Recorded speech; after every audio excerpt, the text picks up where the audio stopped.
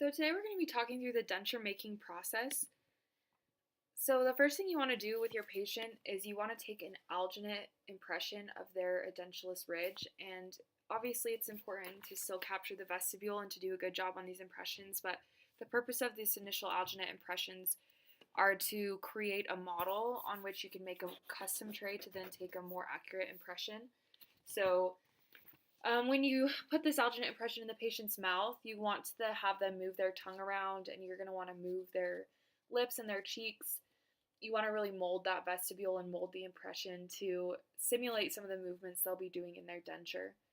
So after you finish taking these impressions, you want to make sure that you pour up your impressions quickly.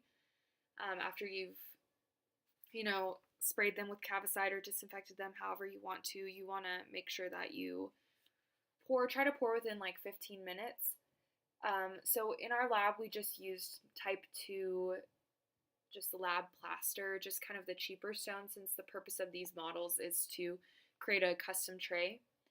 So after you have these models done and trimmed and however you like to make them look, then you're going to get the triad material. It's just opaque and it comes in a square, and you're going to mold it around this model that you've poured up from your alginate impression. And as you can see in this picture here, they're trimming the triad with a scalpel, and you want to make sure that before you put this triad initially on your model, you want to lubricate the stone model so that once the triad is cured, it doesn't lock onto your model. And then you want to keep the custom tray about 5 millimeters from the vestibule so that you avoid some sore spots.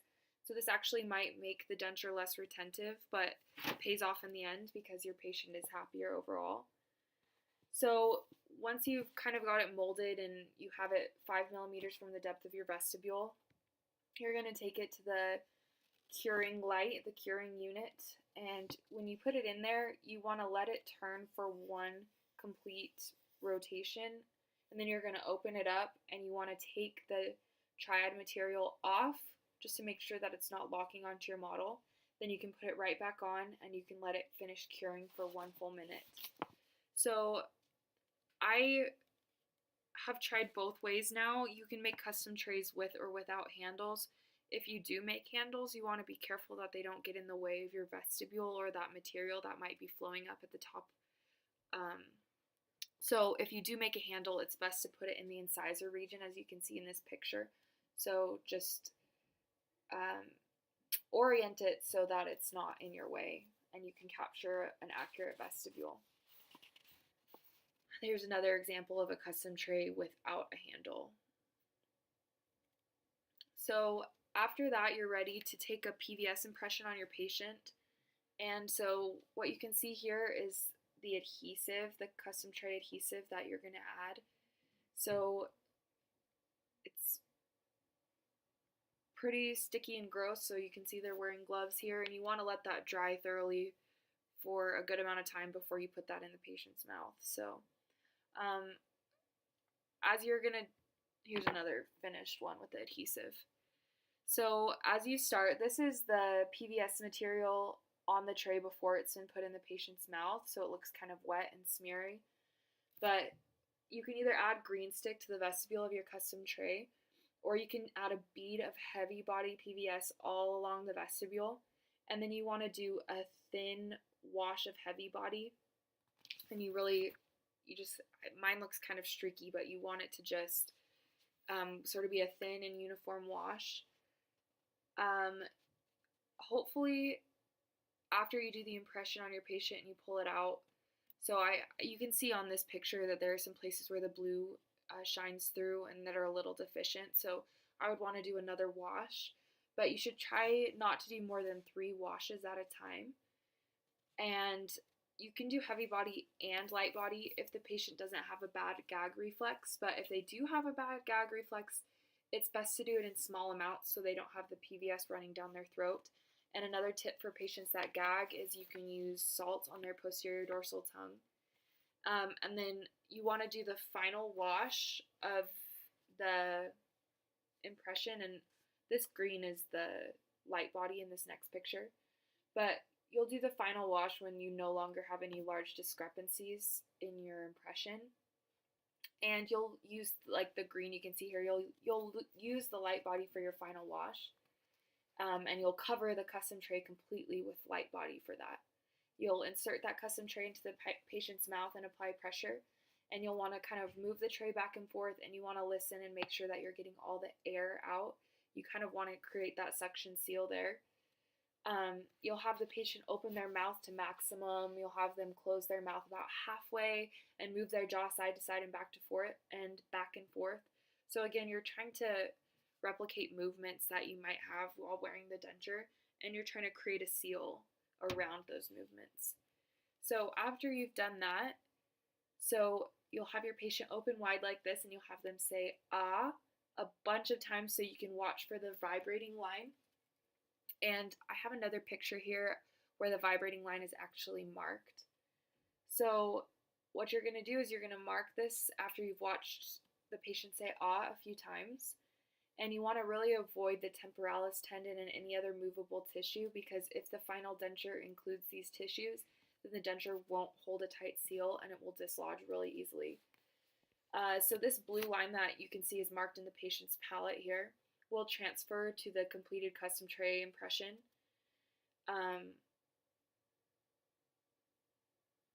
And so when you pour up that impression, it'll transfer onto the stone when you pour up those models. And then what you're going to want to do is you're going to want to take, well, and the lab would do this when you sent it in, but you're going to want to take about 0.5 millimeter out of the stone model so that when the denture is made, it has a positive area that contributes to the seal. So you would use this impression. I'll go back here. You'd use this isn't a final impression, but you'd use your final impression to pour up a master cast. And in our class, we just went ahead and used our old models. That's why you can see they're still done in lab plaster to make our wax rims. But you'd use your new PVS impression to pour up models. And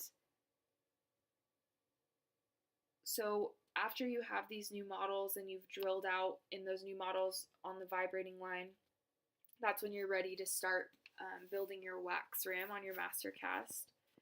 So the maxillary rim, you want to be about 10 millimeters from the incisive papilla when you're doing your measurements and building up your wax. So from the tip of the wax to basically it's like an imaginary end of a tooth 8 or 9. That's why you're shooting for about 10 millimeters. So for both maxillary and mandibular rims, you want it to be 8 millimeters thick in width in the posterior portion and 6 millimeters thick on the anterior portion of the ridge. The maxillary rim should be about 22 millimeters in length from top to bottom, from the apical tip of the acrylic triad base to the coronal tip of the wax.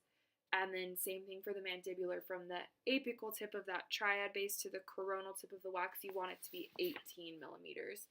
And then you use your artistic intuition as you go to just make adjustments as necessary. So here's another example of a maxillary wax rim and a mandibular wax rim that have been shaped to those measurements.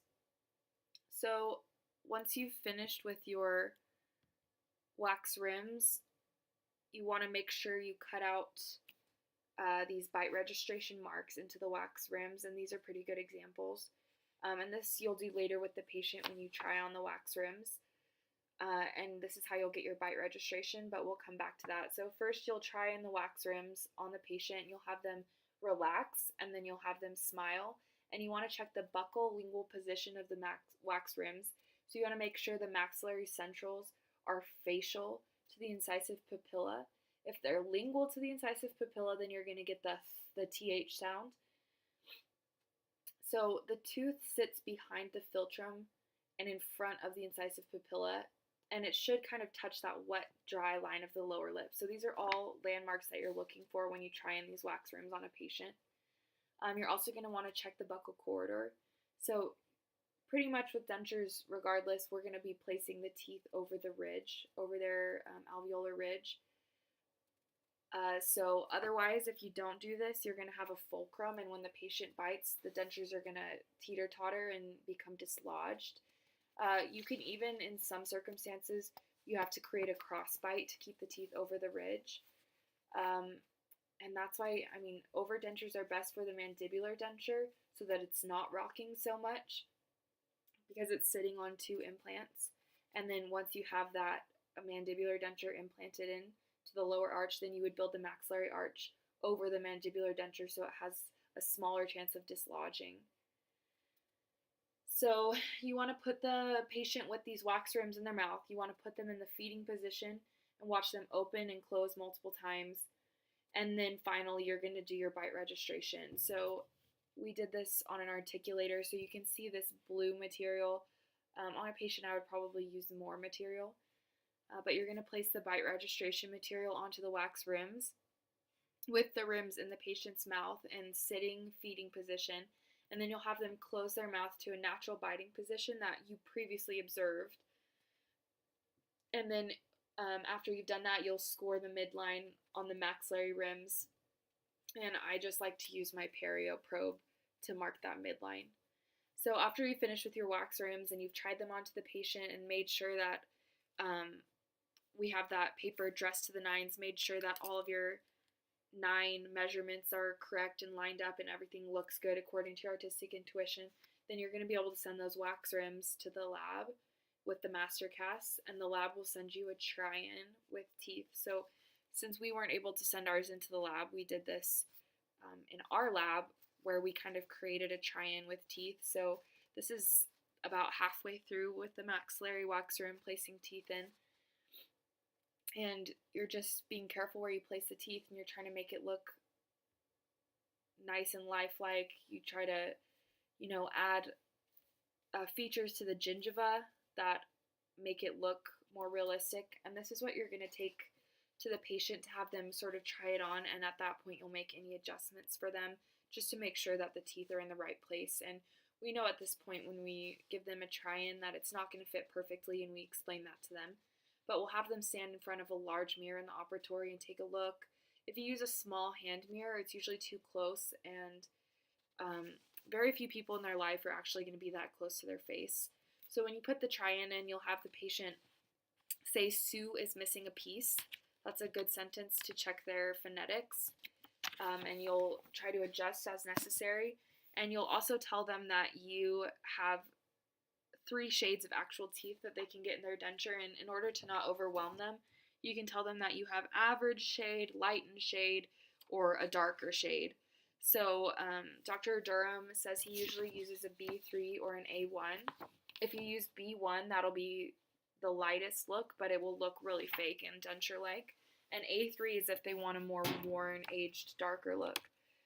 You'll also, for choosing the tooth molds, the actual tooth shapes and how the tooth morphology, it's ideal if you just have a few models that you like in your office and eliminate the rest, because otherwise it's really overwhelming for a patient to decide, and it just makes it easier for office inventory. So then you'll tell the lab what mold the patient wants. So a 10 millimeter tooth is pretty average for just an average person. 11 millimeters for a larger person, and 9 millimeters for a smaller person, maybe even 8 millimeters if it's a small woman.